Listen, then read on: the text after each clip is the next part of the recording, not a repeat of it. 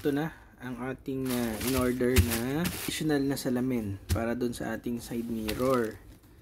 So ang tawag dito is rear view mirror round blind spot. So ayan, kakabit natin ito. Minsan kasi guys, maganda rin yung may ganito kasi yung side mirror natin minsan hindi sapat para mas makita natin yung nasa likod, yung overtake or kung lilipat tayo ng lane. Kasi itong gamit na ito ay magagamit natin para mas maging wide view yung nasa likod natin, no? So mas better siya para sa pagdadrive natin ng motor. So buksan natin, tingnan natin. Ito nga yung itsura niya. Ayan. So ang linaw, oh, diba?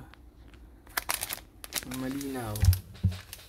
So ito yung kakabit natin sa side mirror natin para mas maging wide view at hindi blind spot yung likod natin pag nagmumotor, para mas malawak siya. So yan, kakabit natin to.